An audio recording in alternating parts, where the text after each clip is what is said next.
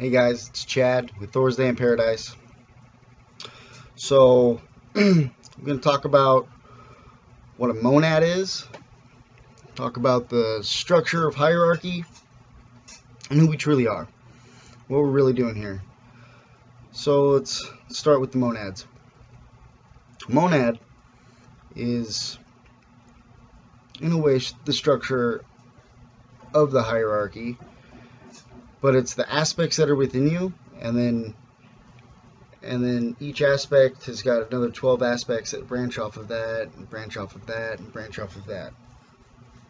So I I found this, and this is a hieroglyph, an Egyptian hieroglyph of Aten, who's supposedly source, but who knows really? It really does get confusing. It's all multi-dimensional stuff, so it's really hard to explain certain things, but this is the basics of it. So in the textbooks or just in what's documented is that this is the sun with the rays coming down, and each ray's got a hand. But what this really is it shows a monad. So this would be a monad, and it's got 12 different aspects inside of it. And so these are the aspects branching out. And then each one of these aspects will have 12 more aspects of itself. So that's like soul fragmenting.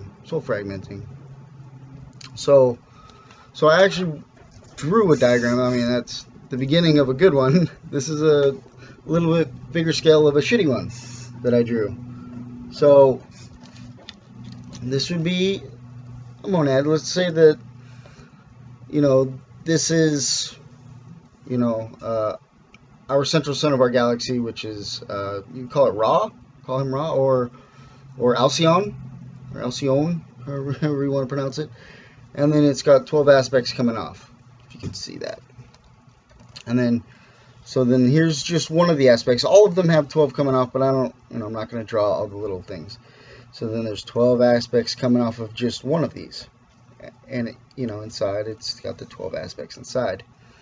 So, and then how a twin flame works is through one of these aspects, instead of 12 aspects coming off on 12 different branching out, it'd be 6 branches coming off, and then those branches split into 2. So it's 1/2 of each, and then 12 will come off each one of those. Or maybe more twin flames. I'm not really exactly sure how it works out, but and then each one of these, 12 and 12 and 12, and keeps fragmenting off, but it all comes back to this, and then above this would be source, and I don't know, but that's what a monad is. It's basically your family, your spiritual family, your soul family. So we're all aspects of something. Okay, and then I wrote, this is a paper that I printed out about Osiris, who I believe he's at least in my monad. I'm not, it gets really confusing, honestly, it really does. Okay, so I just wanted to read the, first you are a planetary lord, then you have the opportunity to become the lord of a sun. When this course is completed, Alpha and Omega presently breathing in, Osiris and Isis will be the first sun to return home into the heart of Omega, Alpha and Omega. When all the 7 suns have returned into their hearts, we will determine what the size of the next galaxy will be. That is whether Helios and Vesta decide to try and be a central sun, or whether they stay within the heart of Alpha and Omega and work from there. So I'm not sure exactly how that works, but they are talking about how things are structured. And so there's Alpha and Omega, and the different aspects that come off of them are, the first is Osiris and Isis, then Apollo and Diana, Krishna and Sophia, Helios and Vesta, and then there's 3 suns below them, and that's just how it works. Like, so Alpha and Omega, and then there's the suns that come off of them, and then there's aspects that come off of them. So that's a monad. So I believe my monad is off of Osiris and the Heru nomad. But you know, I could be wrong, and it really doesn't matter. So yeah, and that's my next point. This is who we truly are. Is we are all unconditional, or we are all universal servants. And to be unconditional with that, to be an unconditional universal servant, is like the greatest service you can give, and that helps raise your soul standing. So where you are on these monads directly reflects the what soul standing you have. And there's different numbers with different things, but no one is better than the other, because everything is one. We are all one. So there's an ant. He has his job and he is serving in his way, but he is serving the universe. And after his life is over, if his soul has learned the correct lessons, then he will reincarnate and he may move up with his soul standing. And maybe next time he gets to be a tree, or you know, some other, you know, a soul with something else to learn different lessons. So the more lessons your soul learns, then the greater service you are, your responsibility becomes. So when you're like way up there in the monad, you have a very, very high soul standing, and you have a lot of responsibility to give.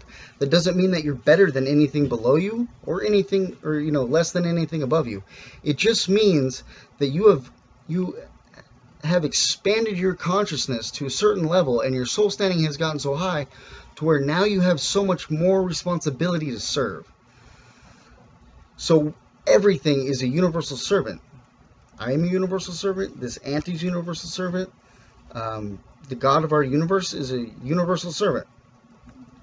Everything serves.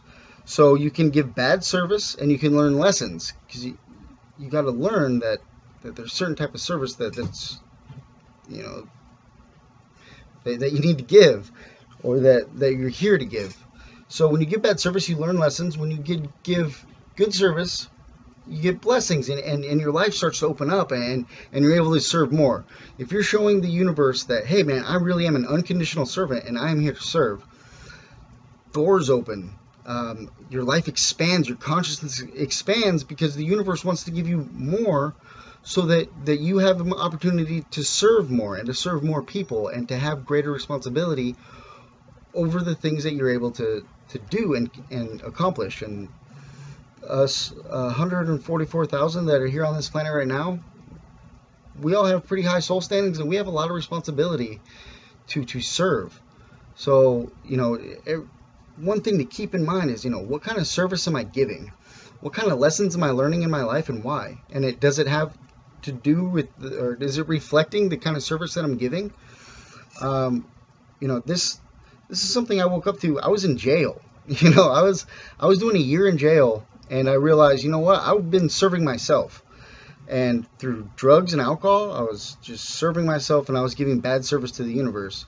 So I got out of jail. I dedicated my life to serving others, and my life, you know, 2.5 years later, is amazing. My life has come full circle, completely turned around, and you know, just the greatest gift that you can give yourself is to serve others. It really is. And that may sound weird to you. The greatest gift I can give myself is to serve others, but it really is. Things will open up for you. Life will get so much better, because the universe wants to give you more, so that you can keep serving and serve bigger and bigger and bigger. So we are all one. Don't worry so much about, you know, exactly who you are. It's multidimensional. It's so confusing. And then you throw like archangelic energy in with it. Like, how did that come in there? I don't know. I don't fucking know.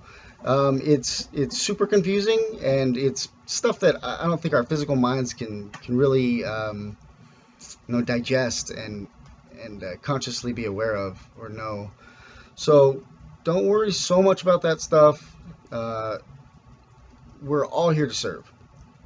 But this is what a monad is. This is how it's structured, and this is how they the things that are above you got above you, is because they serve and they have more responsibility. So just share that love, share that light, and give the universe the most service that you can possibly give, and it will be the greatest thing that you can possibly do for yourself and your happiness. Have a good one, guys. I'll talk to you soon.